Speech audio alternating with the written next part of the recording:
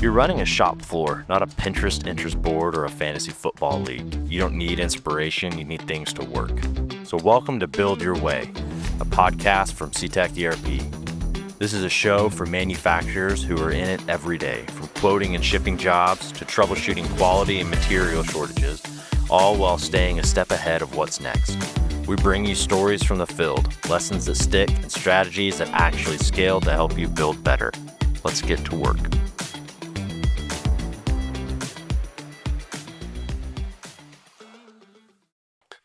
Welcome back to the Build Your Way podcast here at Cetec ERP. I'm Taylor Wagon. And I'm Scott Ryan. This week we have Betsy from Solutions Manufacturing joining us, so we're very excited about that. Great interview. Taylor, would you like to kick off our special book segment? So, the book I picked today is, I think, completely unrelated to the interview we have, because, quite honestly, I was unsure what Betsy would say. But it's a thing that I know you and I talk a lot about, and it's kind of about hiring. So there's this book called Talent by Tyler Cowen, who is an economist who I read his blog, Marginal Revolution. He's generally interesting.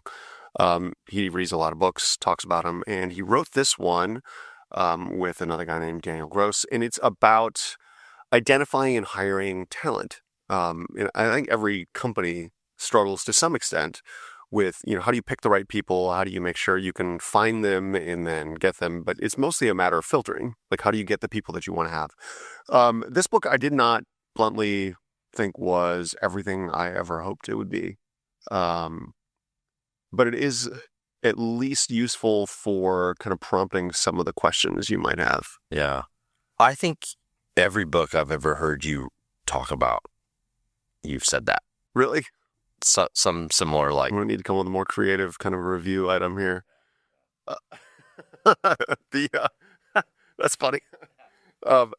We talk a lot about hiring and how identifying, like for us, we need people who have like a level of desperation if they're going to work here. Clearly, they're not getting other options. Curiosity is a huge one because there's so much to learn. And generally, people don't have, the experience, that's like, oh, yeah, I know tons about, random small manufacturing ERP systems. So they're going to have to learn it all. So that's one of the things that we do try to interview for is like, do they have that level of drive and that level of curiosity to get over the hump? And it can be a tough thing to, like, what confidence level do you have that you are hiring somebody who is going to fit in, have the qualities you need, and do you feel like... And have some, like, grit and resilience to, push through the... The Talent book was useful. What's your biggest takeaway from it? Just the questions to ask, or... Yeah, I think actually most of the takeaways I had were like... Great topic. This didn't quite scratch the itch that I had. And so then it went off and kind of framed some of like, how do we do interviewing was actually kind of on the heels of that book where like that didn't quite get it there. So then what are the things that we should be looking for and how do we want to do it? And so for us at this phase, like right now we look for like, does somebody know you? Do you have like a connection that at least removes some of the character? Yeah, possibilities. So we say like, are you a cousin or uncle, brother, or some kind of like weird relation, or somebody's gonna vouch for you. Yes, yeah. Try to remove the character piece, and then can we have usually like a phone interview, and then oftentimes you and I'll take them to lunch. And so much of interviewing, you want somebody to talk about things and reveal things about themselves that are unintentional. Because like, oh, are you a hard worker? I am a very hard worker. Yeah, you want to know how they actually are in day-to-day life, right? Yeah. Which is also very difficult because they know they're being evaluated. So the ways in which we attempt to gauge, do they have these qualities that we think will let them succeed here? Or is this going to be like a miserable situation for them where we bring them on and then they will feel deeply frustrated and not at home here? And so the ways that we go about that, I think were framed actually somewhat on questions I had reflecting on what I didn't get out in this book, which is a strange kind of a backhanded compliment, but it did at least lead to a lot of the questions in terms of what is necessary for us. So. Yeah, interesting. Here's the problem that doesn't get there, but it does help. Like, yeah. I assume you picked up the book. Was it because it was Tyler Cowen, or because you were actually thinking about the hiring process? A little bit of both. It was both. It was a book by somebody I read that hit it at the right time. So, yeah. There was a certain point when I read it, I was like, I think I'm probably done here. You get the same thing, right? Or you're like, a little bit. Yeah, there were some interesting things. It was helpful, but yeah, it's not a long book. It's not a big. It's like ask creative questions. Thanks, Tyler. Cool. I won't go ask ChatGPT what to ask. So, all right. Well, let's talk to Betsy. So tell us, if you will, Solutions is, can you describe the company, what they make, so on and so forth? Like, just what's the elevator pitch? Or we're an EMS company, so electronics manufacturing services. We do printed circuit boards, box build, a little bit of cable assembly, not too much, but for the most part, it's printed circuit boards. Okay, and who are the customers? Like, what's your target, sweet spot there? As we say, the ICP, our ideal customer profile. Yes. We have some like DoD contractors. We have some aerospace customers, some medical. We have some commercial, industrial. We've got a little bit of everything. We're like a high mix, low medium volume EMS company. So we do a little bit of everything. It's kind of fun. Okay, cool. Yeah. What's your role at Solutions? I'm the strategic initiatives manager. Strategery. So it's yeah, I do a little bit of everything. So I do a little bit of a lot of different stuff. I got my fingers in a lot of different areas. Does that mean that you end up with a lot of like projects that have a start and a stop date? Rarely, it's more like special projects, like, hey, process improvements, like basically anywhere that like realistically for like the last over a year now, I was kind of, going on 2 years now, I think, researching different quote softwares and ERPs to implement, because we implemented CalcuQuote before we implemented Cetec. So I guess I was in charge of all of that. What kicks off that process, or what kicked off that process for Solutions? Like, why? Did they be like, oh, that's what we need to do right now? Yeah. Quote software, that was kind of a decision, because we'd been running on an internal, like, homegrown system for quite some time, and it was functional, but we didn't exactly love it. So we started looking at different options, and CalcuQuote, for a lot of different reasons, kind of was the leader in that one. And then ERP is our ERP system. We've had it since, I think I want to say they started using it in like the 90s. And then when they bought, because originally, just for some background, four brothers initially started Accutron in Connecticut. And then in 2014, they purchased Solutions Manufacturing. And so they just brought over the existing ERP system from there. So it was time for a change. Okay. Accutron is kind of a great name. Yeah. Really sounds like, kind of Rogers and Accutron. Oh, I'm thinking like Transformers and Optimus Prime, Accutron. He's like turns into a Camaro. No, I was thinking more like a Vespa, but oh, that works too. Yeah. That's hilarious. Company, it's got a second generation running it now. So how did you, I guess you were living in Florida. So yeah. Yeah, I used to work for DigiKey many, many years ago. Oh, in Minnesota? Yeah, many years ago I was at DigiKey, and then when we moved down to Florida, it was just kind of a, looking for a job. They were hiring, so, and I started out as like a account manager, program manager, and I did that for a long time. Not that the military is going to ask you, but if you had to choose between moving to Colorado Springs or back to Florida, where would you go? Place, honestly, like, I think because Florida is always where we intend on ending up, but it would be fun to live in Colorado Springs for a few years, not gonna lie. That was very diplomatic of you. As you look at the camera, I'm okay with anywhere you send me. Mr. FBI agent. The one place we didn't want to go is to LA. Like I have no desire to live there. Yeah. But yeah, Colorado, I would be happy with either one. But it would be fun and convenient to Colorado Springs, I guess, kind of slightly edges out Florida just because it's for like 4 years, and then it's closer to my family. So there you go. All right, I have a part numbering question.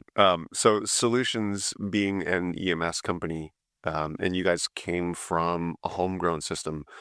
Do you guys track your part numbers for your existing inventory? Do you track it with the manufacturer part number, or do you use an internal part number scheme, or do you do a customer part number? How do you guys do that?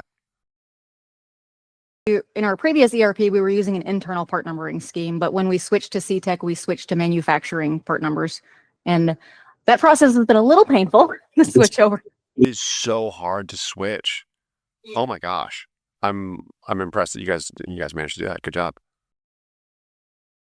There's a lot of really good reasons to do it, especially in our industry with how quickly things change with from like a stock position and just being able. But we have like everybody in our engineering team and our purchasing team, they've been used to using the like internal part number. So that's been, I think just the change management of it has been more difficult. Yeah, it's hard to overstate how hard that is, and you think it wouldn't be that big a deal, but people just know all those part numbers and they think about them that way, and then you basically say, well, that becomes a meaningless thing, and everybody's completely adrift.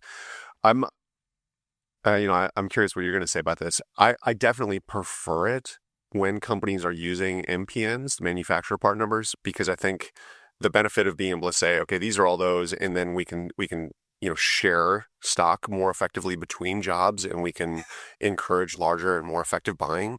And because there are other ways of doing that allocation and swapping between parts, I think it solves a lot of problems. But I'm often quite shy to go into an existing company that has like years of history and so much knowledge and pattern and stuff, and to say like, well, this is just what you need to do. I'm very often like, hey, if we're setting it up from day one, I'd love to see you do manufacturer part numbers for your inventory, but this is where you are, and this is going to become like very much an internal decision. Like, if it's worth it to you, great. Here's what's going to be difficult about it. Here's what you'll get eventually. Like I don't know that I really am like the guy to being like, you need to do this 100%. I don't know how it is for you and you. I think it's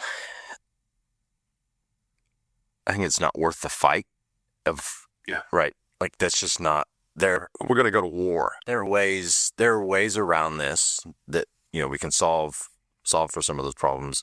It is when the internal part number is driven or even just specific to a customer. So you have the same MPN 5 times in your system for each different customer. Yeah. That's like, oh man, you're basing all of your costing, everything is off of that internal part number. And so it's not even just the purchasing and like the machine integrations that are being driven off of that, but it's like now your whole like accounting system is, and so that's a tough move, and I would prefer it the other way, but I will. If you started with a blank slate, yeah. It's an interesting puzzle. There's so many things like with systems, and obviously with ERP things that you have to live where you are. It's like a facility. You may not like your building. You're like, well, it's got this giant column that's right in the middle of our production floor, and we wish we could get rid of that. But at some point, there's some things that are like, well, we need to learn to live with this, and these are things that we should work on. Almost like, like everything else in life, like a relationship or like your... Yeah. Well, we're shopping for a house, and, we're looking at all the different things. It's like, well, okay, I now know that we can't have this square footage. That's just like, this is not going to be enough for 10 years. But that kind of puts us into a different price range. So there's things that we have to live with and work around are going to like... Making choices. Yeah. That's kind of an interesting, yeah. Okay, so you switched ERPs and you changed your whole Quoting software. quoting software and part numbering. Oh yeah. Like, so you just redid the whole business. Kind of the rough one, because like one thing, if you're switching to manufacturer part numbers, you have to do a complete full inventory count. You have to touch every single piece of inventory that you have. And then it's like, hey, what if one internal part number isn't labeled with the manufacturer part number? Let's say got returned to the stock room and they just put it in a new bag and they labeled it with the internal, but you don't know which manufacturer part number it is. So those types of things are, I mean, we scrapped some inventory, some old inventory too. It was actually it was good because we had, we found some old inventory that we didn't realize was there for ever and ever and ever. And it's like, oh, well, we probably don't need this anymore. That's like moving. When you have to do like a full inventory, it's like, man, I guess the stuff that's been buried at the bottom of this closet, we don't really use it and we could probably throw it away. I'm sorry though. Yeah. So you said it's been difficult. Tell me a little bit about that transition. What's been difficult on the ERP, and don't hold punches. Yeah, like if you were giving advice to somebody and you're like, well, things that you should know. Yeah. We actually had a fairly smooth go live, I think, all things considered. But we also we were very fortunate to have someone like me in the position to I focused on ERPs essentially. That was my entire job. We researched, I think it was 20 or 30 different ones. We did demo. We didn't do demos with all of them, but we did demos with a big chunk of them. So the selection process was really, really long. And then for go live, we planned for absolute catastrophic failure. We just planned for it, and then we tried to mitigate against it as much as possible. So, I mean, if you can put a single person body, because we had CalcuQuote that did our implementation and they did a great job. But at the end of the day, they can, you need somebody who's an expert on everything. And the data cleanup was probably the worst. I have nightmares about the data cleanup. It was so bad. Data's hard. Wake up in night sweat. Poor Caitlin and I, Caitlin at CalcuQuote, we were up till 3, 4 in the morning, transferring data files back and forth. So all in all, that the data was terrible. How was the training side? Did that go pretty well? People picked up the new processes apart from the part numbering thing? Yeah, for the most part. We had some people that just, it's change management. It's difficult. One thing about our old ERP was, it was flawed in many, many ways, but everybody knew the workarounds for it. Everybody knew the blind spots. So you have a way to mitigate against that. So you kind of take that away and everybody's still figuring out where, hey, we don't know this, or we've had some processes where they were great on paper, but when you actually try to put them in a real scenario, this don't work. That makes sense. Part was good for the people that were interested in hey, I'm excited about this, I'm ready to go. But then you have some people that just I don't want to do, I like the way that I do things and I don't want to switch. We talk about in a project, the 3 hardest parts, the 3 legs of the sofa for us are data, training, and process. What sofas have you sat on with only 3 legs? 3 pillars maybe of 3 pillars of a porch. I don't know. Yeah, it was like a tricycle. I could see a nice coffee table, a stool. Those are the hardest parts of a project, right? So data is, for me, in my opinion, actually it's just always hard. There's just not a way to make it easy. I'm sorry. The theory of it's fine. We'll get our data. It'll go in Excel or, whatever. Choose your spreadsheet thing, and then we load it into the system. Should be fine, right? No, something was going to go wrong. The way that our data would export from our old ERP was in no way whatsoever compatible with how we would need to import it into Cetec. And part of that is there were, just text fields that there's a whole bunch of data in a text field that was all smushed together. So trying to figure out how to separate all of that was difficult. Addresses. Yeah. Addresses are the worst. Yeah. Weren't that bad. It was, we had for us, it wasn't the customer records were probably the easiest one. The vendors, same too. It was more like the information that we had in our part records that was very difficult to get out. Descriptions. Okay, so you go data, then you go, the training side, and then you have that process slash consulting slash how do you do things. So you said the data was hard. Training, people were pretty good. Everybody was on board for it. We did have a little bit of a delay during with our production training because we had you guys develop something for us with splitting orders and stuff, and that took a little bit longer because things always do. Right. It's just the nature of it. So, but yeah, I think that overall, I think it was overwhelmingly positive. I mean, we still had problems and issues and stuff like that, but it actually went way smoother than any of us expected it to.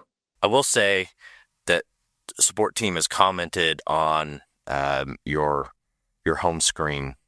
It's like a little comment field that you can customize. Board, or what is it called? The bulletin board. Bulletin board. That's great. I was looking for the word. Words are hard. They are. They're data, and data is hard. And so we were reading it this morning of just that we've had. I try to be fun. You try to have fun with it, right? Yeah. On that third part of our little process, I'm sorry to be like real task guy here, but I really wanted to ask this one. So we got data, we got training, then you had that process / consulting change stuff. Did you run all of that process? Hey, here's how the new process is going to look in Cetec. Was that all on you? With a lot of help from Caitlin at CalcuQuote as well. So yeah, they helped a lot. I mean, but at the end of the day, we had the outline of the workflow, but then yes, and and it's still ongoing. We still don't have, some of our processes are still they're processes. They're pretty loose yet because we're trying to figure out what's going to work best. Yeah. Well, like you said, it looks good on paper, but I looked great on that dating app, but oh, maybe that was my problem. It should be all right. Yeah. I did. Yeah, I did something worked. Yeah. So, yeah. Things are still very much. I mean, you're building the plane while you fly it. Yeah. So, what are some of those things that you're still ironing out? And then I'm curious, what your next strategic initiative is. Oh yeah, it's the next big moonshot.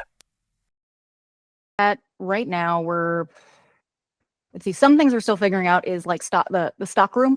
I think we want to reorganize a little bit there just to make more sense. I know the way that our teams had a little bit of a hard adjustment in the sense that, hey, it doesn't matter where you put things. You can put them wherever you want. That's where we used to have set assigned bins for just about everything. That's been actually a harder shift than I would have anticipated. But we are going to reorganize a little bit just to optimize space a little bit more. And so that's kind of a big push. Figuring out trying to think of all the things we got going on. We got a lot of stuff going on right now. Just a communication piece of it, I guess. From our planning team to our program managers to our purchasing team, how do hey, I need to expedite this, but I can't, I'm not sure, how can we communicate that effectively so that everybody knows what's going on versus having to send out 500 emails. So I think that's a big one right now, along with saying, hey, is my kit good? Can I release my kit? I was thinking of the two who I'm assuming you're separating production orders from sales orders. So you're building to stock. And so who's creating the work orders? And for some of your box builds and more complex, our program, who's scheduling those? Who's assigning the work start dates? And then, are you guys doing much with scheduling right now? I was going to say that's going to be our next thing. We haven't really delved into capacity planning and the schedule on the production side of things. We just kind of go with the, we kind of have. I'm not even thinking scheduling. I'm just thinking we're creating and what's my ideal work start ship date. Yeah. It's the bottom line. Yeah. Scheduling is hard. It's getting your capacity, and then the more human your processes, the less predictable it is. Well, that's one of the sticking points is getting do you have a scheduler or a production manager creating those orders, or the program manager ends up needing to track the entire build, and so like they know most of they should know that entire BOM, and then how does that flow into handling shortages? And that was going to be my question: is how does purchasing feel like identifying shortages and short kits, and is like what my clear to build is, and are we good? Is my kit good? And one of the bigger challenges for us is like, you guys have the order material report, but one thing for us is that, and you guys have like the order acknowledgement, which is great, but it acknowledges for the whole PO. And that's not how vendors always like confirm back to us. Like sometimes like, hey, they need to expedite with the manufacturer. So like there's no line level confirmation. So we actually created a bonus column for that. And that's kind of how we're doing it. But, and it works. Because for us, like when you show it up on like a part waterfall or anything like that, like for us, if a date is not acknowledged, it means it's not a good date. Like the date is meaningless until the vendor confirms. So Metabase has actually been really helpful for us in that regard, to be able to create kind of like something that actually works for us a little bit better.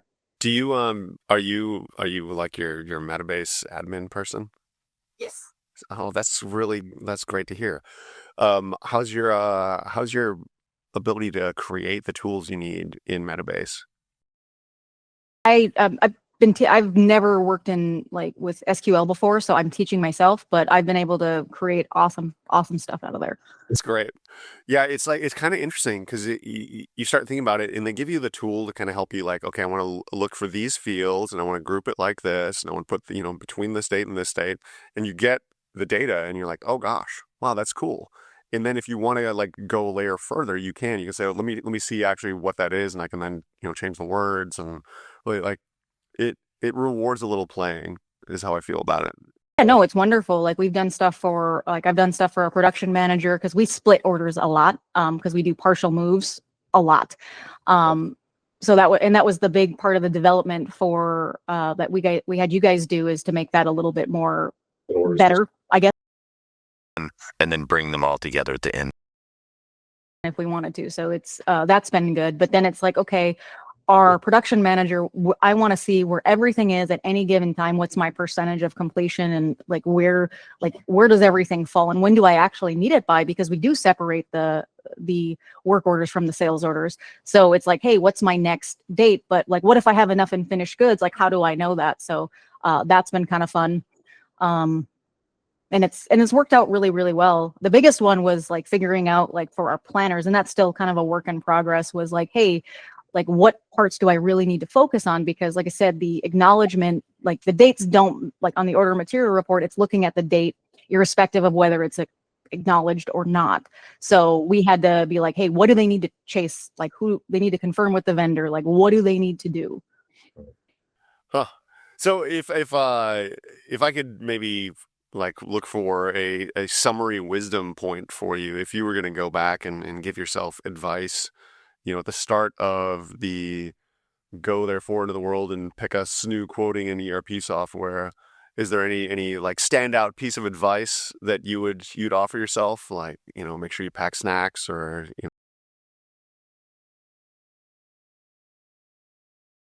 Best, and this is something that kind of it's not really advice I would give myself, but it's advice that we talked about a lot, is like, hey, you just got to embrace, like, it's going to suck. Yeah. Like it's not going to be fun. It's going to be difficult. And when you're researching ERPs, like one thing I think is you have to find one that fits for you, just with the understanding going into it.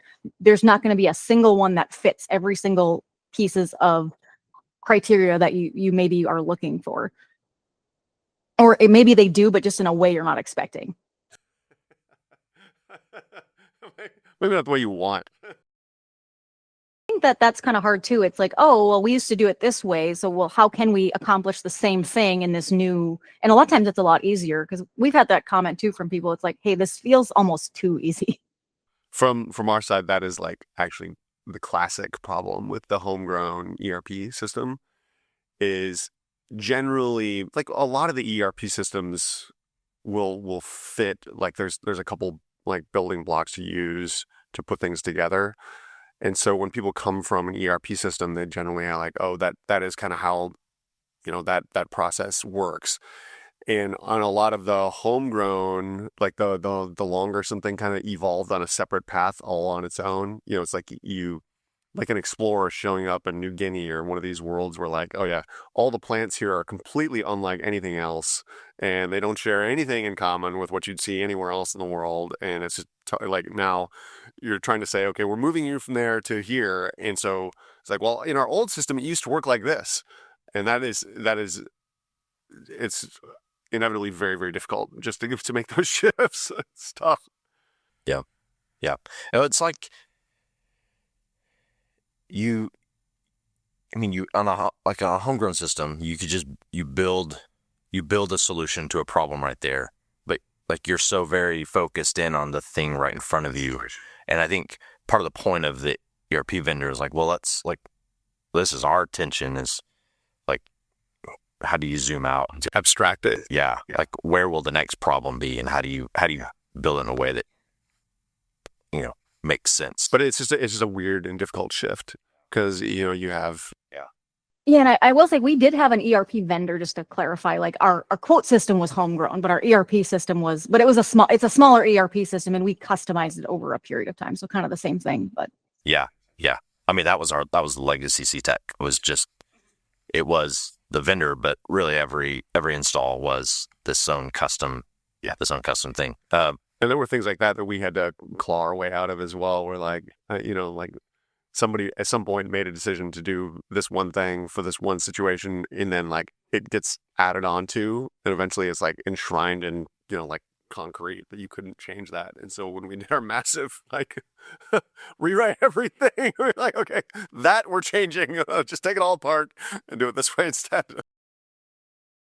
Decided, hey, we're gonna change everything up anyways. We might as well like change our part numbering scheme. Like if it's gonna suck, you might as well make it suck a lot one time. Yeah. You might as well have twins. Why not? Get them in. Challenge too, because like I went on maternity leave, so. Okay, psych. Bye, guys. Good luck. Good luck. We officially decided on Cetec until after I got back from maternity leave, but yeah, it was kind of like a pause in the project. That's funny. That's great. Yeah. Okay, I have a separate question. We normally ask on the front end of all this rather than the back end. But books, podcasts, what do you listen to or read that's helpful for you in your job? And that you might recommend to. Oh, I guess I don't know. I haven't really about like manufacturing specifically. There's not really a ton.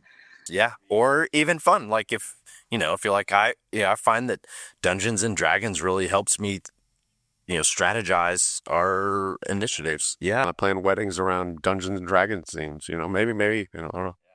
Oh, I don't know. Like I'm kind of a nerd, so I have like a weird interests. So, like I guess nothing really. Like let's see. I'm trying to think. You're gonna have to tell us about your nerd interests now. Define weird nerd interest. Yeah.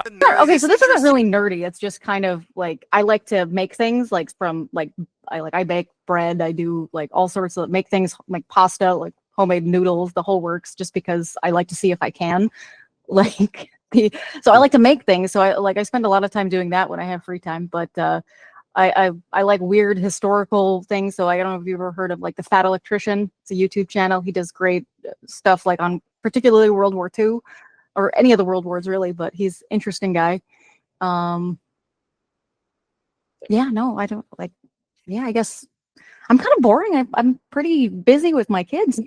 Yeah, well, that's a thing. Your children, your pastas, I'm kind of weird. Like for my kids, like for their birthdays, they all get like homemade ice cream cakes, which is kind of because they take 3 days to make because you have to freeze in the just a weird hobby. Yeah. Oh, that's great.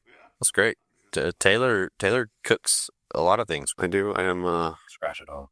I like to cook. I like to eat. So, and, like I grew up, like you grew up in Wisconsin. I grew up in the middle of nowhere in Minnesota. So like there wasn't not really often where you go out and get like fine dining anywhere. So So my parents were always, and there was like 7 of us kids, so like who could afford it, right? So both my parents, so, and then my husband, he has a lot of different allergies, so we just make things at home. Oh man, there you go. Wow. All right, great. Well, Sorry, that wasn't a very inspiring list. No, that's great. That's great. On the spot. Yeah. Yeah. You said nerd and then weird interests and Figure things out. Like I think if I had any advice for anyone, is just be curious. Like when we first decided, because we did your trial or whatever, and then we did the baseline licenses and stuff like that when we were going through the process. Even just when we were going through the selection process and making that final selection, like I played around in there every day. Like I was, every single day I was in there trying to figure out how things worked. So I think that's like, just be curious about everything. good advice. good philosophy. Well, Well, Betsy, thank you. Thanks for your time. Thanks for your the insight on your recent history and the advice about it. That's very useful. yeah, I'm glad to hear that things are, you're always like, you get tickets and you're always unsure of like how stable they'd be. So we reached the point of Like we would. Excellent. Yes, we would do it again. Yeah, there's just some things that, hey, you just work through them. Like it's like, okay, we're essentially we're married now, so we're stuck together for the next 20 years. Yeah, it's true. Well, yeah, thank you. Yeah, appreciate the time. Thanks, Betsy. Well, thank you for joining us here at Build Your Way, our Cetec ERP podcast.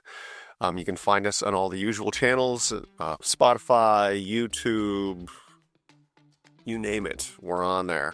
If you have any questions or things you'd like us to talk about, please send us an email at podcast@cetec.erp. And until the next time, build your way.